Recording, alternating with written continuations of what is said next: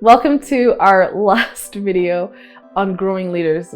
It might be a weird thing to say, to talk about growing leaders when I'm talking about wanting to join a small group or perhaps leading a group. But what I want to do is talk to people who this applies to. Perhaps you've been leading a small group for the last 15 years or 5 years or even 1 year, and you feel like it is time now for you to invest in someone else. By leading a small group, you're actually able to grow leaders as well. As you see, healthy things grow where there's healthy leadership.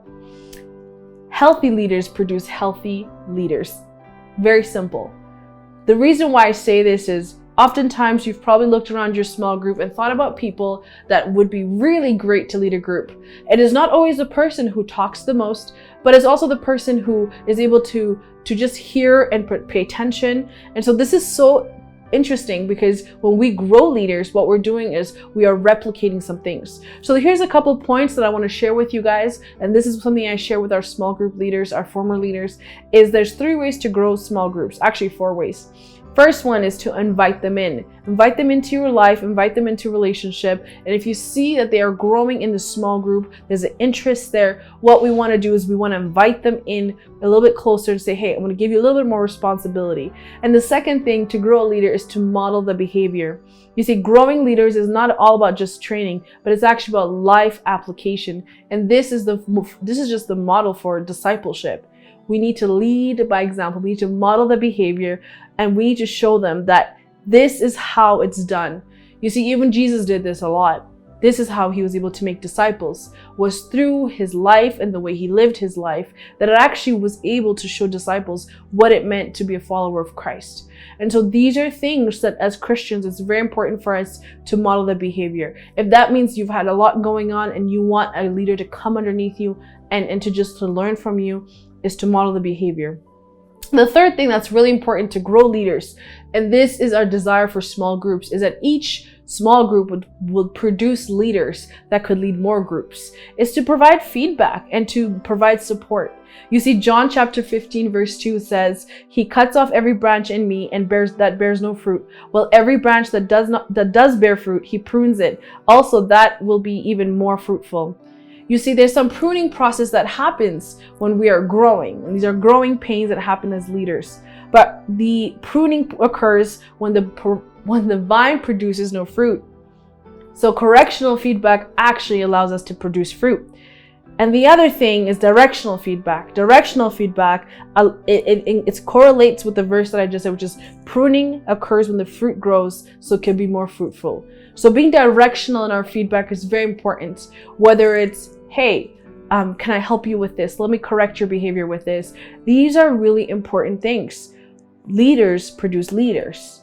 And if even in the modeling and the behavior, there's things that need to be pruned, that we will go ahead and take directional feedback and correctional feedback. Not only will we take it, but we'll also give it to those that we are growing. The fourth thing is to give it away. Now, oftentimes, if you've been part of small groups for a very long time, you've developed a close-knit of friends, perhaps a group of people you could feel comfortable with now because time has passed, you've shared some things and you've grown in community. So now sometimes it's time to just give that to other people.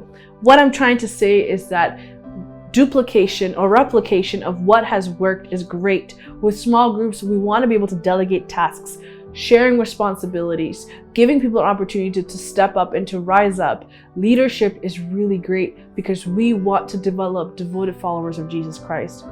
So, lastly, I want to say this. Why do we grow leaders? Growing leaders is biblical, it's practical, and it's purposeful. At Journey Church, we believe that we want to empower people to walk in their gifts. That is really important. To me, as a small group pastor, it's very important that I see people who have a desire to lead. You don't need to know all the details. You don't need to have all the answers. You just need a heart that's willing to want to cultivate community. And that is really important. Lastly, I want to say that those of you that have been thinking about it, I want to say that there's ways that you can prepare yourself to lead a small group. You can prepare by praying. You can cultivate just a hunger to want to know more about the things that you're teaching, but you don't need to have all the answers. You just need to be willing. So if you have any questions, this is our last video. I'm sure you've been enjoying the last couple of videos that we've been talking about what it looks like to run a small group, how to lead a small group, and now we are here where it talks about growing leaders. So if you're at the stage where you're growing leaders, come and talk to me. I want to give you tools to help you so that you can bring up other leaders. Thank you so much for tuning in. It's been a pleasure to be here. If you need to get a hold of me, my email is gifty@myjourney.church.